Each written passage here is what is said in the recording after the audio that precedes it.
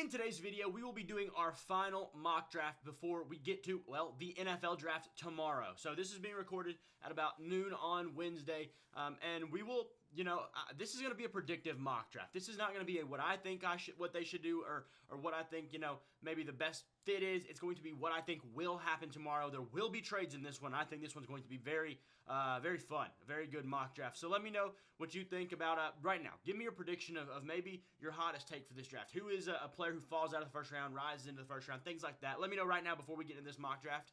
And either way, as usual, I have to remind you, w.gg, that's the website you go to, w.gg, for my favorite energy drinks. They're right here behind me. I've got like 8 different flavors, well, technically 7, because this one and this one are the same, but they are delicious. They're cost effective, about $1 per drink when you really look into it, and guess what? They're better for you than most other ones. I mean, like, they don't have the fake dyes, there's no sugar, they don't make you crash, things like that. Just straight energy and good energy, good clean energy. So take it, go to w.gg or use the link down in my description below and use code Shredder for 10% off your order. Either way, let's get into this video.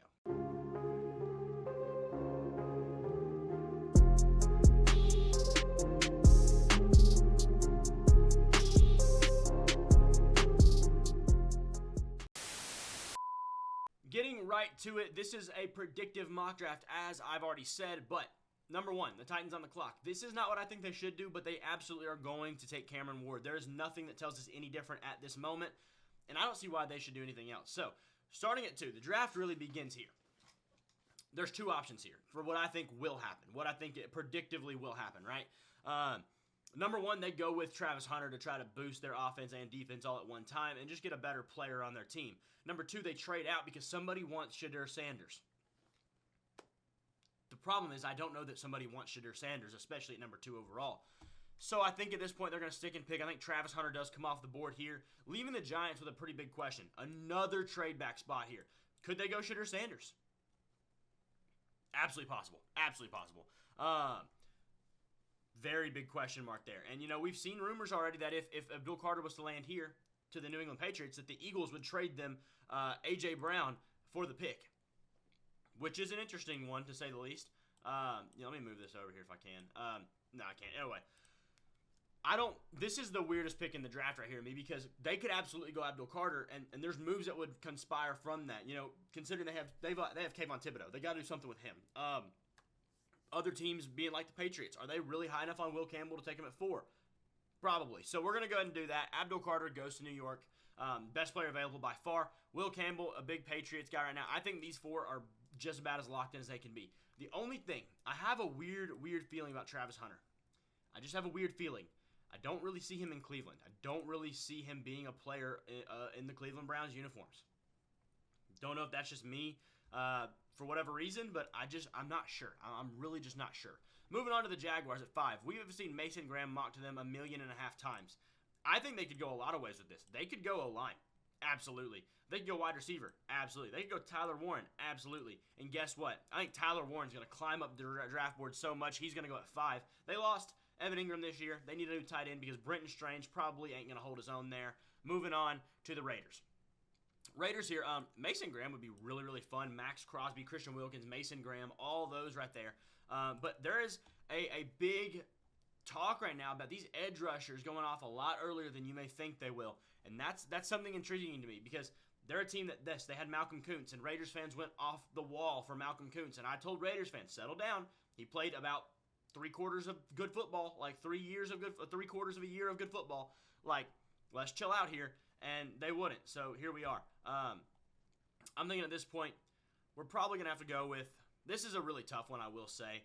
I do feel like Jalen Walker's rising up boards quite well at this point in time. But there's a lot of things here. Shedeur is an option, man. I do think Shedeur is an option for the Raiders. It makes a lot of sense. I know they have Geno now, but I'm not really sold that Geno's going to make them stop anything. However, best player available, I think Mason Graham comes off the board. A guy they probably didn't think was going to be here. The Jets at 7, they probably don't like that Tyler Warren's gone. Understandably so. I think they're happy to see Armand Membu here. He could be their right tackle for the future, and that's what's going to happen. I really do like that. At this draft, there's not been trades at this point, but they're coming. Trust me. I can already foresee some that I'm looking at right now. At number 8, we have the Carolina Panthers. This team, they could go receiver, they could go corner, they could go edge rusher, and there's a fit here that I really like, but I just feel like it's a little bit overused, but I feel like it still could happen. T-Mac or Jalen Walker are my guys here. Which one is the question? T-Mac or Jalen Walker? On one hand, help out Bryce Young. On the other hand, get a guy who, really can play a role that the Carolina Panthers have, tended as a guy who can do something like that, and they haven't had lately. I do like both players a lot. At this point, though, I think the best pick, I'm going to go a little bit off the predictive here. I feel like this may not happen, but I just feel like it very much could. But this pick specifically is involved here because Bryce Young has to have some help. They have to help this guy out and get him to a spot where he can, be a successful quarterback for a long period of time. So I'm going to give them T-Mac at 8. Number 9. This is absolutely a possible spot for Shedeur Sanders. However, I don't think that's going to happen. I think we have a trade coming. Now, who is it with? That's the question. I think there's a team here. Where are they at? That wants Ashton Jeanty pretty bad. Did I miss them already? No. Oh, I'm dumb. They're right there. I was looking for the Bears. I knew they were at 10. So what we're going to do here, the Bears want to make sure they get him. They don't want any chances here. New Orleans willing to move down to Chicago. It's like the Jalen Walker trade just a few years ago, but was actually including the Bears. Or Jalen Walker, not Jalen Walker. Jalen Carter, excuse me. Don't worry about the package. It doesn't matter. The package is just, to get the first round trade done. That's all we're worried about here.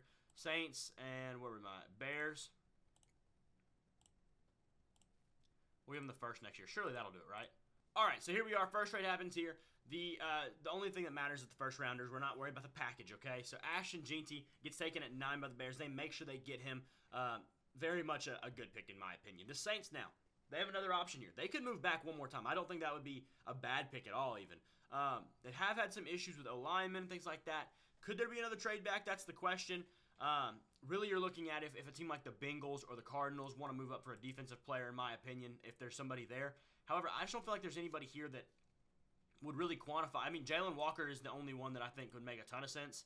And maybe the Cardinals would do that. I could see that. But we're not going to do that here. I think they stick and pick, and I think they go with a let's see what I want to do here.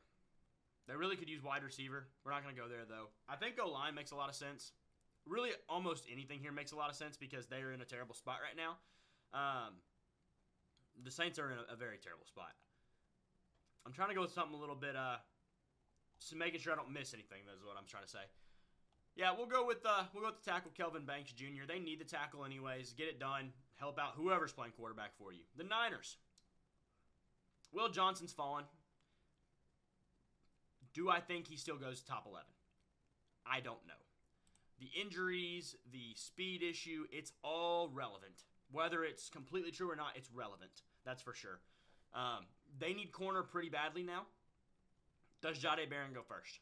That is a very reasonable thought to me. I think Jahdae Barron is a heck of a player. 11 for a nickel is kind of high, I will say. But we're going to sit here and we're going to, I'm going to go a different route actually entirely. I'm going to go with Jalen Walker still here. They did lose one of their edge rushers. They're going to pick up another edge rusher here. Cowboys on the clock. Cowboys here. What do the Cowboys do? Something stupid every time. At this point, I think they feel like a Will Johnson team, honestly. They really feel like they would take him. I don't think they're taking Shedeur. They could definitely take an edge rusher. They kind of do need another one. Shamar Stewart would fit kind of their build a little bit.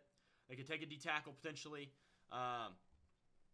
For the Cowboys, I think I want to go. Where is he? I'm missing somebody. I swear I'm missing somebody. I didn't know. I don't know who I'm missing. Something feels off here, though. Something feels off. Cowboys here. I really am. This one's conflicting. I'm working on a trade in my head, but I don't feel like I'm going to find one. I think Will Johnson stops his fall here. Cowboys are much. I think they're in a team that would be inclined to take a cornerback that has some good ball skills, and that's something they would do. I think they would absolutely do. The Dolphins here. There is a multiplicity of routes they could go. They really should go O-line. They should just sell out for whatever O-lineman they could get. Josh Simmons here would probably be your best fit. And I think you almost need to do that. This is definitely a trade down spot for the sense of nobody really, is going to take Josh Simmons this early. So trade down, get something else. If you can jump with like a Seattle, I think that's great. I think that's what we're going to do. We're going to jump with Seattle. Take Miami down to Seattle. We'll go 13 for 18 and give up 50 as well. It should work. Seattle now on the clock, and if you don't notice, they only have one real receiver. The reason I'm bringing them up is because they like Matthew Golden. He can be their outside receiver while JSN runs the slot. They need to get somebody because could the Colts take a receiver? Sure. Could the Cardinals take a receiver? Sure.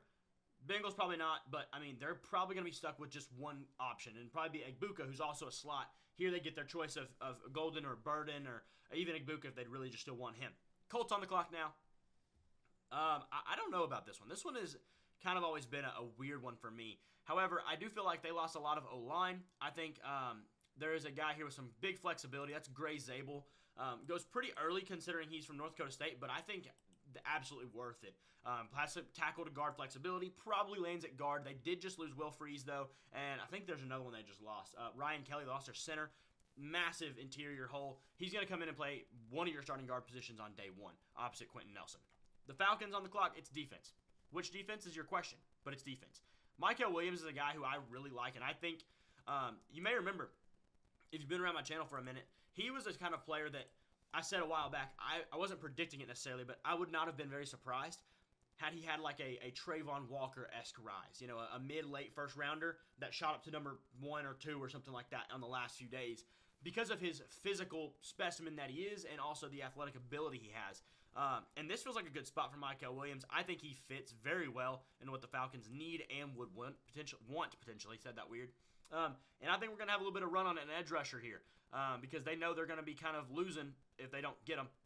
And the Cardinals need a number 1 edge. Yes, Darius Robinson last year was drafted. He didn't play a minute last year, but you can now have effectively 2 rookies dominating on the edge. I think they take Mike Green. It's a good fit in my opinion. It gives them options for sure. The Bengals here. The Bengals, they're also targeting anything defensively that they can. At this point, I think Malachi Starks is a great fit for the Bengals. They have been far worse than they were once upon a time without Jesse Bates. And I think Malachi Starks makes tons and tons of sense to get somebody in that back end to help that secondary out. A great deal. Now, the trade back from the Dolphins here. We have a situation where Josh Simmons is still on the board. Tyler Booker's here. You could go either way. I don't think it matters.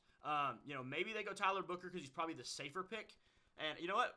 Let's do it. Josh Simmons does have those injury concerns. They get their choice of 2 right here, and they take the one they want. Bucks here on the clock. Cornerback, safety, edge, linebacker, D-tackle. That's a lot of defense, right? Rightfully so, excuse me.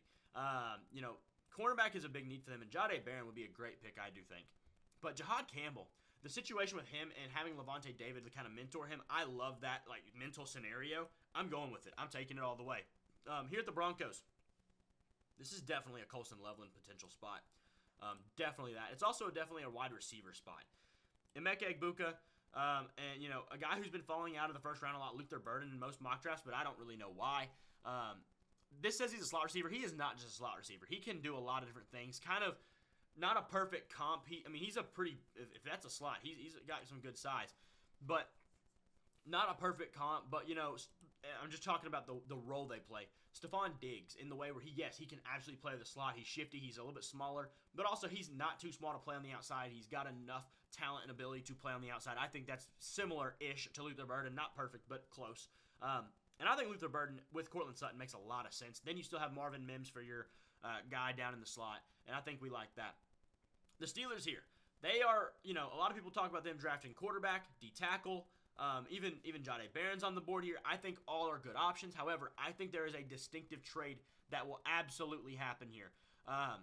We have a team who I think they're bluffing on Sanders. I think the Pittsburgh Steelers have talked a lot about Shedeur Sanders. They have tried to put it out there that they would take him at 21 because I think they want to trade down very, very badly. They don't have a second-round pick as it stands at this moment, and I think there's a big reason why they trade down to a team like Detroit. They grabbed the 28th pick, and they also grabbed probably a second. We're going to do this just to make it work. It's not going to work, but Detroit's the team we're going to use here, however way I can do that. I think their goal here, and I'll show you this much because I do think this is their specific goal, is to do something like this where they get the first and a second. They probably have to give up a 3rd next year, but they'll get some comp picks back for that later. I'm going to make this trade work, but either way, you get the point. The Lions move up to 21, and here they are also targeting just about anything they can get defensively. I think specifically edge is their goal here. They're jumping up a lot, and we're going to look specifically down at the edge position. Pierce is obviously an option. I think that is a good one. Stewart, I'm not a fan of. Scorton could be an option. I think he's a little bit of a later round guy. Later first round, early second round guy. Let me correct that. D tackle is absolutely an option as well. They could go linebacker, but nobody's here. You know, if you like Winston and the slot, but they have Brian Branch, obviously. If they like Eamon Worry, but I don't think Eamon Worry's worth a first rounder at all. I think it's got to be edge. I think James Pierce Jr. is the only guy here that makes too much sense. They come up and get a high-profile guy who absolutely could be great if he can keep his head on right. That's the big question here. Here at the Chargers pick, I think it's time to help out Justin Herbert some more. And there's a guy I've been holding out for a little bit. Colson Loveland, Michigan man, matching up back again with Jim Harbaugh. I think it's a great pick, great value. He probably should have been a top 15 guy, but slides down a little bit. Green Bay Packers here on the clock. I have picked them to get Jahdae Barron a lot. I think it makes a ton of sense for multiple reasons. However, you know, they could go receiver. I don't really feel like they're going to take Igbuka. I don't feel like they would take I don't even think there's another receiver on the board right now, much of a first rounder. There's not. Don't feel like Igbuka is their type of guy. I think Jahdae Barron does make a ton of sense, but we still have Shadur Sanders here on the board. That's the big question here. Who takes Shadur Sanders? Can somebody trade back up? I think they probably will, but it hasn't happened yet, right? But this 20s range, this is a key area. Jahdae Barron does go to Green Bay, but we'll wait and see on that one. I think we have some trades coming in the future, though. I think we're getting there. The Vikings, they need a lot of help on their defensive secondary. They need help on their potentially their O-line. They could use some help there. Not necessarily tackles, assuming they can remain healthy at least. But, you know, I think there's also an option that they could take here to get a Walter Nolan and have him kind of help out the transition after Harrison Phillips.